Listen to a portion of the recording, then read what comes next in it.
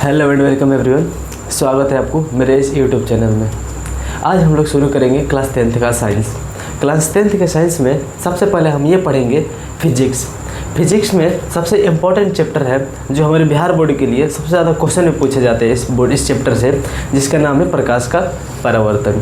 प्रकाश का परावर्तन पढ़ने से पहले सबसे पहले एक चीज़ जान लेते हैं कि प्रकाश होता क्या है। मान लीजिए कि आप रात के समय में किसी भी चीज़ को नहीं देख पाते हैं। इसमें न देख पाने का रीज़न क्या है? क्योंकि उस टाइम सूर्य उपस्थित नहीं रहता है। अगर सूर्य का प्रकाश उस टाइम भी आ रहा होता तो हम किसी भी चीज़ को देख पाते हैं। ठीक है, अगर मान लीजिए हम यहाँ पे दिख पा रहे हैं, आपको लाइट, ये दिखने के लिए सबसे बड़ा ज़रूरत है हमारे लिए लाइट। अगर लाइट नहीं रहता तो हम भी नहीं दिख पाते। तो सबसे पहले ये जान लेते हैं प्रकाश क्या होता है। तो प्रकाश क्या होता है?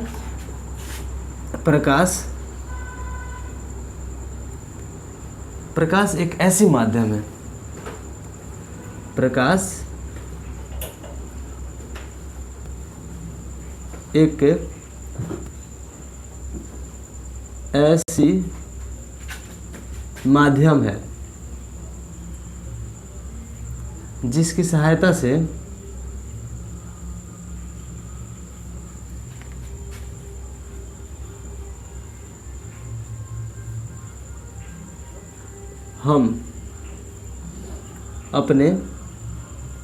आसपास के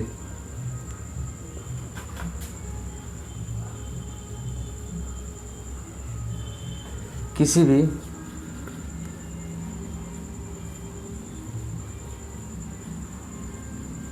वस्तु को देख पाते हैं। समझ में आया? प्रकाश क्या होता है? प्रकाश एक ऐसी माध्यम होता है जिसकी सहायता से हम अपने आसपास की किसी भी वस्तुओं को देख पाते हैं। आशा करते हैं आपको प्रकाश समझ में आ गया होगा। आइए समझते हैं प्रकाश का परावर्तन। प्रकाश का परावर्तन समझने से पहले एक चीज़ समझ लो, ये क्या है? एक लाइट। मान लो ये एक लाइट है, ठीक है, ये हमारा लाइट है। क्या हमारा? लाइट या टॉर्च, ठीक है। ये इसका स्विच है जिसकी सहायता से हम इस लाइट को जला पाएंगे।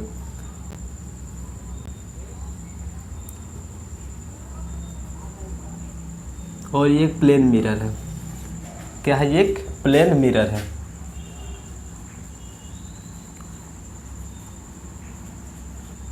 ये एक प्लेन मिरर है।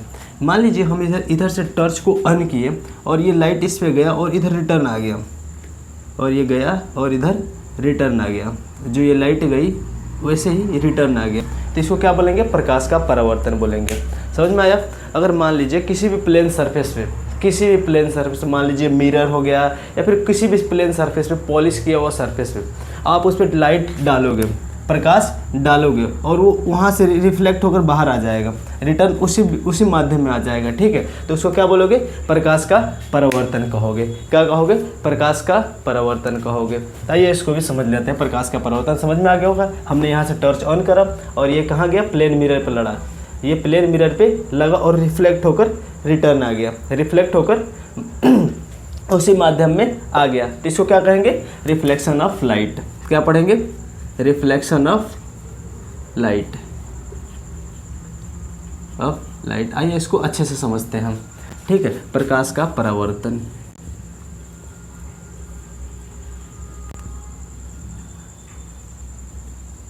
प्रकाश का परावर्तन आइए जानते हैं। ये एक, मान लीजिए एक मिरर हो गया। क्या है? हमारा मिरर है। मिरर, यहाँ से इंसिडेंट रे आती है। कौन सी रे आती है? इंसिडेंट रे आती है। और फिर ये हमारा नॉर्मल हो गया, ठीक है। कोई भी रे आती है जो रिफ्लेक्ट होती है, वो कहाँ से रिफ्लेक्ट होती है? हमेशा नॉर्मल से रिफ्लेक्ट होती है। ये हमारा एन मतलब क्या होता है? नॉर्मल। और ये क्या हमारा? Incident ray.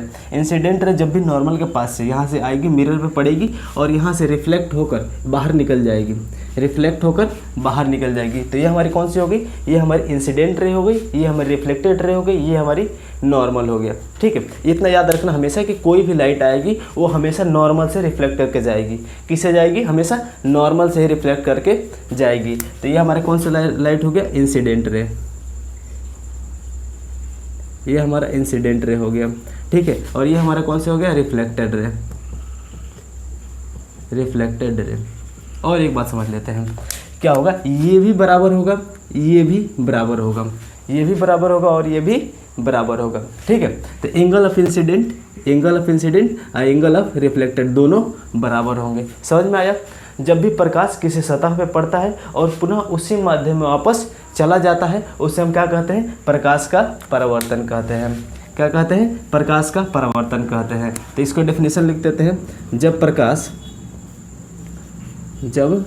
प्रकाश किसी सतह पर पड़ता है, किसी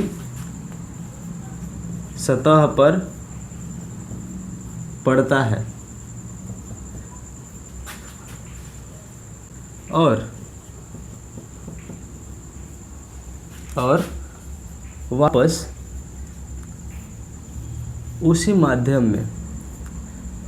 उसी माध्यम में चला जाता है,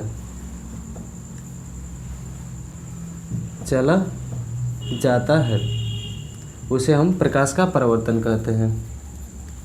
उसे प्रकाश का परावर्तन कहते हैं। ठीक है, जब प्रकाश किसी सतह पर पड़ता है और रिफ्लेक्ट होकर वापस उसी माध्यम में चला जाता है, और रिफ्लेक्ट होकर वापस उसी माध्यम में चला जाता है, उसे हम क्या कहते हैं, प्रकाश का परावर्तन कहते हैं। समझ में आया? प्रकाश इस पे पड़ा और रिफ्लेक्ट होकर इसी माध्यम में वापस चला जाता है, उसे हम प्रकाश का परावर्तन कहते हैं। प्रकाश के परावर्तन के दो नियम होते हैं, इसको मिटा देते हैं।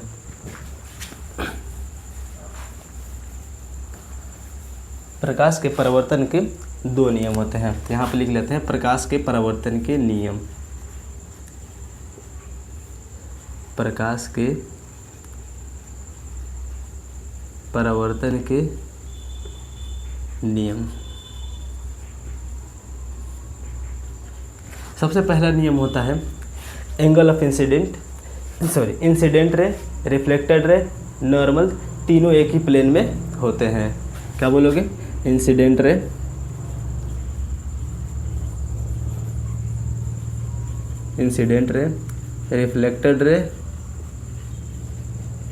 रिफ्लेक्टेड रे और नॉर्मल, तीनों सेम प्लेन में होते हैं। कहाँ होते हैं? सेम प्लेन में होते हैं।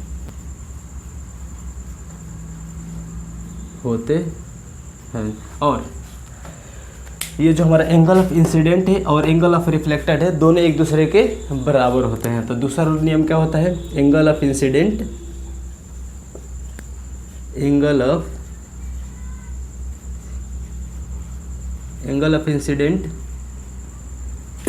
Equal to angle of reflected. इसको angle of i equal to angle of r से भी डिनोट किया जाता है। समझ में आया? प्रकाश क्या होता है? प्रकाश एक ऐसी माध्यम है जिसकी सहायता से हम किसी भी वस्तु को क्या कर पाते हैं? देख पाते हैं। ठीक है, तो बिना प्रकाश के भी हम लोग कुछ नहीं देख सकते हैं। फिर हमने पढ़ा प्रकाश का परावर्तन। प्रकाश का परावर्तन क्या होता है? जब प्रकाश किसी सतह पर पड़ता है और वापस उसी माध्यम में रिफ्लेक्ट होकर चला जाता है, उसे हम क्या कहते हैं? प्रकाश का परावर्तन कहते हैं। प्रकाश का परावर्तन में हमने ये भी एग्जाम्पल के थ्रू देखा कि मान लीजिए हमने लाइट जलाया और इस पे पड़ा और फिर रिफ्लेक्ट होकर ये चला गया। लाइट जलाया और रिफ्लेक्ट होकर चला गया, इस पूरे प्रोसेस को क्या कहा जाता है? प्रकाश का परावर्तन कहा जाता है। प्रकाश के परावर्तन के कितने नियम होते हैं? प्रकाश के परावर्तन के दो नियम होते हैं। इंसिडेंट रे, रिफ्लेक्टेड रे और नॉर्मल, तीनों सेम प्लेन में होते हैं। ठीक है, और एंगल ऑफ इंसिडेंट और एंगल ऑफ रिफ्लेक्टेड दोनों बराबर होते हैं। आज के लिए इतना ही, बहुत बहुत धन्यवाद। कितना देर का बना?